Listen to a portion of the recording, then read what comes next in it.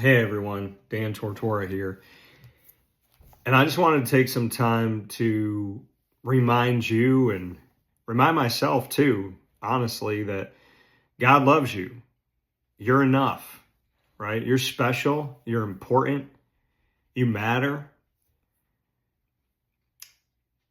I think we get confused, or at least I know I get confused, that when someone doesn't love you the way that you love them, you think you don't have value, you don't matter. When you try to work with someone and they don't want to work with you, or they don't see your value, you think you don't have value. When that job doesn't hire you, you think it's because you're not good enough, because there's somebody better than you out there.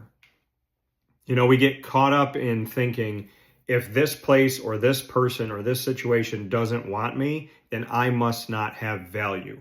I must not matter. And that's not true. You do matter. And just because you don't matter to somebody doesn't mean that your value goes down. It doesn't. Honestly, if you're a good person, if you lead with a pure heart and good intentions, you never lose anyone. They lose you. Think about that. If you could put your head on your pillow at night knowing not that you're perfect, not that you don't make mistakes, but that you've led with a pure heart. No matter what you've been through, you've tried to love and you've tried to be there and you've tried to give to this world. And you had good intentions. You weren't seeking anything other than something good, something positive, something life-giving, right? You did it with God. You have nothing to apologize for. Let them lose you. Let that job lose you. Let that romantic relationship lose you. Let that friend lose you. Let that family member lose you. We put all of our value in what other people think of us, how much money we have, how many cars we have, how big our house is, instead of putting value in the fact that God created you, an independent soul. And I've said this before and I'll say it again, even identical twins are different. They laugh differently. They have a different sense of humor. They have a different personality. They respond to things differently. If an identical twin can be different, if God can make identical twins unique, then why would you think that you're not unique? We're all unique. We all have a place. We all have a purpose. And I'm not here to tell you that life isn't hard, because I fought that my whole life. I never wanted to hear life was hard. I never wanted to hear, well, some people aren't going to love you. Some people aren't going to treat you the way that you treat them. Some people aren't going to respect you. Some people are going to spit on you, laugh at you, treat you in a way that you would never even imagine to treat somebody. My parents tried to prepare me for this world by telling me this world is not going to, stop thinking that the world's going to act like you, that the world's going to talk like you, that the world's going to lead with goodness and kindness and want everyone to be happy. Stop thinking that the world's going to do that. But I grew up thinking, if I'm nice to people, they're going to be nice to me. And that's not the case all the time. But it doesn't mean you shouldn't be nice. Because, see, we're not looking to have people get us to heaven. We're looking to work with God to get back home. It doesn't mean you don't love. It doesn't mean you don't give. It doesn't mean you don't surround yourself with the best you can. It means if somebody leaves your life, let them go. Let them leave. Let them yell at you. Let them call you names. Let them disrespect you. And I'm not saying stick around and be in it. When I say let them, I'm saying you can't control it. So when they call you a name for the first time, walk away. When they yell at you and disrespect you, walk away. When they don't appreciate you, walk away. When they tell you to leave, they tell you they don't love you, they tell you to go be around somebody else, you're not their family, you're not their friend. When a boss says, we don't appreciate you, you haven't done anything for us, you don't deserve to be here, you don't deserve to have this job, then go. Just leave. That's okay. It's okay to walk away from bad behavior. It's okay to walk away from disrespect. It's okay to walk away from somebody that will never look at what they do. They'll only look at how you react to it. They'll never look at their actions and their words that provoked you. They'll only look at how you responded. Let those people go. Let those situations go. Because you do matter. And nobody's worth killing yourself over, crying yourself to sleep. If you have led with a pure heart and good intentions, they will miss you. Those family members, those friends, whoever, they will miss you. I had a boss call me a year after I had left a job. I decided to leave because it wasn't good for me. It wasn't healthy for me.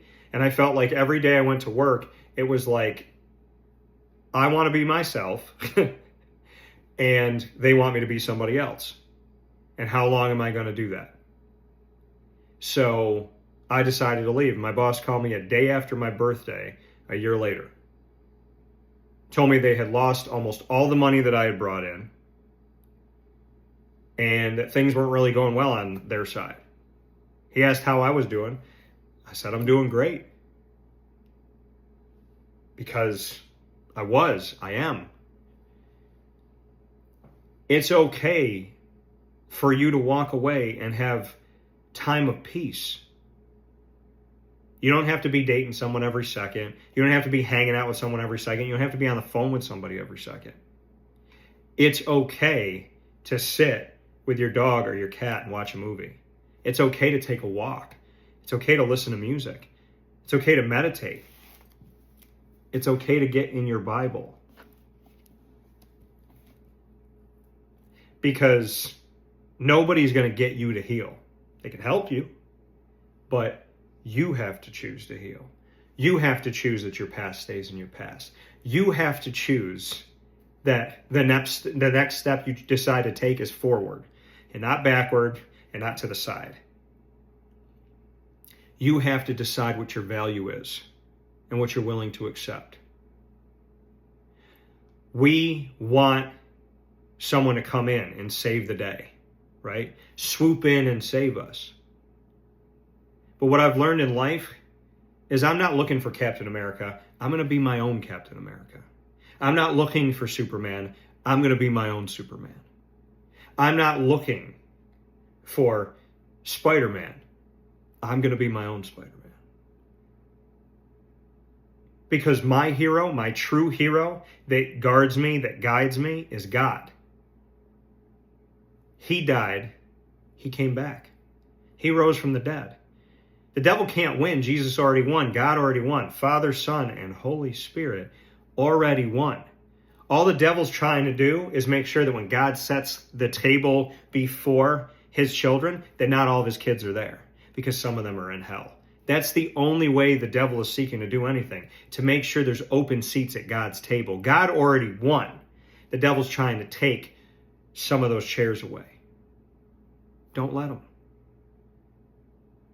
The devil doesn't have any power. You give it to him. You give power to what you focus on. If you say, I suck, I'm terrible, I'm horrible, I'm worthless, I'm this, I'm that, you beat yourself down, you call yourself names, that's what you feed, that's what you become. When you say, you know what, I'm not perfect, but I love myself, I care about myself, I'm proud of myself, I keep working hard, I'm happy that I put my effort in. I'm beautiful, I'm handsome, I'm funny, I'm kind. I try, I love, I give everything I can. Then that's who you become. If we look for this world to constantly tell us how great we are, we're going to be up and down like a roller coaster. Because sometimes the world's going to compliment us, and sometimes the world is going to tell us that who we are is not good enough. It's not even close to being good enough. You can't rely on the world. You have to rely on yourself and God. God will do the things that you cannot, and you control the things that you can. Your attitude, your thoughts, your emotion. Control yourself, okay? Control yourself. Not everybody you love is going to love you. Not every job you apply for is going to give you the job. There are things that you want in life that are going to take time. There are things that you want in life that God is not going to give you because he has something better planned for you. I have gone through hell expecting that person that broke up with me to call me back. I've gone through hell expecting that friend to apologize. I've gone through hell waiting for those jobs that I reached out to call me back or to validate me. Stop looking at people like they're some parking garage. You're looking for a validated ticket. You're looking for them to validate you. Stop asking somebody to punch your ticket. We're all in this life. God gave us all these lives. He gave us each a life. And he's not going to validate our ticket. We have to pay, right? We're all going to pay. We have some type of pain that we go through, some type of adversity that we go through.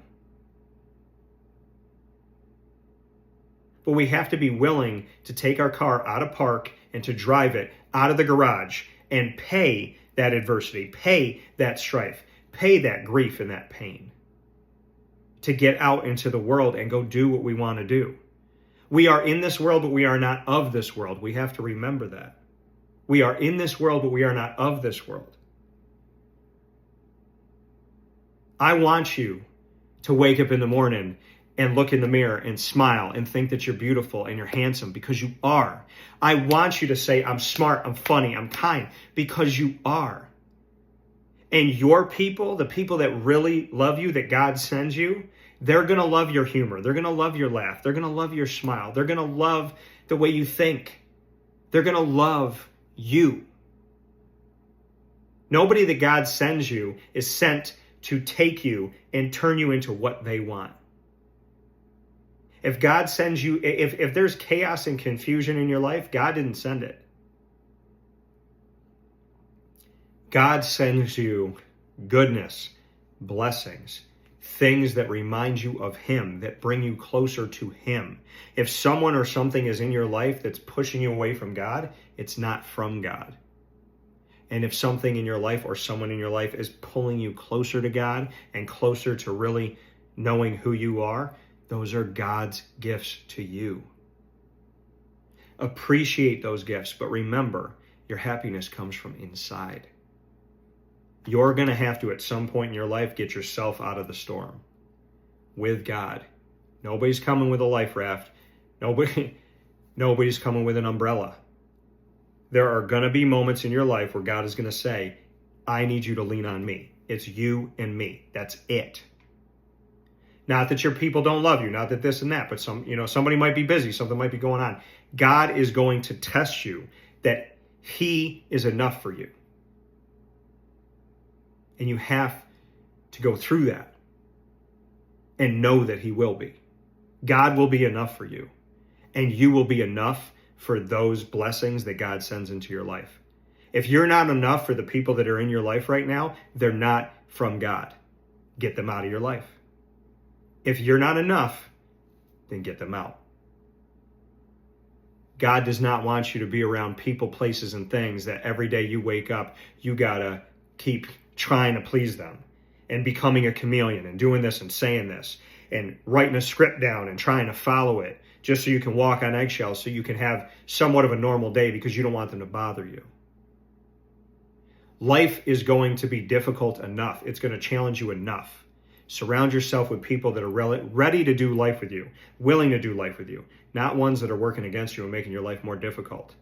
The ones that God doesn't send take your peace and break you into pieces. The ones that God sends see that you're not perfect, see that the pieces you still have to clean up, and they will get down on the ground and they will help you clean so that they can see you in peace, because that peace makes them happy. I love when my people win. I find out one of my friends is getting engaged, I'm excited. I'm not sitting here going, well, I'm single, I don't have nobody, what's going to happen to me? Whoa, God is me. No, I go, I can't wait for that wedding. I love the fact that you're happy. I can feel that happiness in my heart. I can feel your love for her and her love for you in my chest, and I'm happy. When my friends have a child, I don't say, oh my gosh, I don't have a kid. I say, God bless on your first, your second, your third, your fifth, your sixth. God bless. When my friend gets good money, gets a good job, gets a home, a family member does that, I'm happy. Because in my home and what I want in my life, I want a wife that when she wins, I win. When I win, she wins. When our kids win, we win. And when we win, they win. I love y'all. Something inside of me told me you got to share a message today. So that's why I'm doing it. I'm doing it because you that's listening and watching, you might be going through a really hard time right now. Someone died. There was a breakup. There was a detachment and a friendship. You're at a crossroads in your life. You have to know God loves you, and you have to know that I care about you too. I'm looking right in your eyes. We may never meet. We may never sit down. We may never shake hands or hug each other. But I want you to know that I send you my love. That this message that God sent through me to you is real. It's genuine. It's for you. Because you got it. You can do this. Don't ever give up. Don't ever give up. Your best days are ahead of you. Your best moments can be happening right now. So I know you're down. I know you're depressed. I know you're sad. I know you're confused. I know you're questioning. Ask God for peace. Ask God for guidance. Ask God to guard you from what is not of Him and guide you toward Him. Ask God for His will to be greater than your want. So if you're not wanting the right things, God will trump that, and God's will help you go to the right place. Even when you think where you know the right place to be, He knows. And you might be right. You might be wrong. So His will over your want is a good prayer, because it means you're asking God to bring you to where you're supposed to be and not necessarily where you want to be. Because where you want to be might not be the right place for you. Because God hears conversations that we don't hear. He sits at tables that we didn't sit at. He knows things that we don't know. It might be great right now, but down the road, that's going to be a bad place. There's going to be a bad relationship that's not going to be fruitful. Don't hate. Don't get even. Don't get revenge. Don't get mad. Just know that when something leaves your life, that it's in the Bible. No man can open a door that God closes, and no man can close a door that God opens. If God lets that door be slammed and He locks it, you can't open it, and you will hurt yourself trying to. And if God opens a door and you refuse to walk through it, He will keep that door open and put that breeze from that door on your face until you walk through it, because it will never close until you decide to walk through it. I'm going to end today by reading a random passage from the Bible. I do this all the time for myself. I'm just going to open to whatever place, and I'm going to read something. Okay? So, I'm going to read Lamentations, the beginning, chapter 1. How deserted lies the city, once so full of people. How like a widow is she who once was great among the nations. She who was queen among the provinces has now become a slave. Bitterly she weeps at night. Tears are upon her cheeks. Among all her lovers there is none to comfort her. All her friends have betrayed her. They have become her enemies. After affliction and harsh labor, Judah has gone into exile. She dwells among the nations. She finds no resting place. All who pursue her have overtaken her in the midst of her distress. The roads to Zion mourn, for no one comes to her appointed feasts. All her gateways are desolate. Her priests groan. Her maidens grieve, and she is in bitter anguish. Her foes have become her masters. Her enemies are at ease. The Lord has brought her grief because of her many sins. Her children have gone into exile, captive before the foe. All the splendor has departed from the daughter of Zion. Her princes are like deer that find no pasture. In weakness they have fled before the pursuer. In the days of her affliction and wandering, Jerusalem remembers all the treasures that were hers in days of old. When her people fell into enemy hands, there was no one to help her. Her enemies looked at her and laughed at her destruction. Jerusalem has sinned greatly and so has become unclean. All who honored her despise her, for they have seen her nakedness. She herself groans and turns away. Her filthiness clung to her skirts. She did not consider her future. Her fall was astounding. There was none to comfort her. Look, O Lord, on my affliction, for the enemy has triumphed. The enemy laid hands on her treasures. She saw pagan nations enter her sanctuary, those you had forbidden to enter your assembly. All her people groan as they search for bread. They barter their treasures for food to keep themselves alive. Look, O Lord, and consider, for I am despised. Is it nothing to you, all you who pass by? Look around and see. Is any suffering like my suffering that was afflicted on me, that the Lord brought on me in the day of his fierce anger? From on high he sent fire, sent it down into my bones. He spread a net for my feet and turned me back. He made me desolate, faint all the day long. So people say, why would they put this in the Bible? Why would this be in the Bible?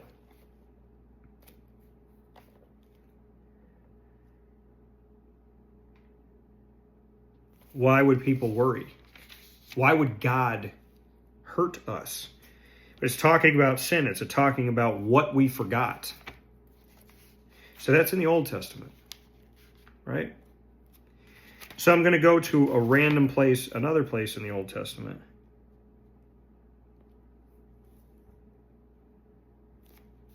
I'm going to go to a random spot.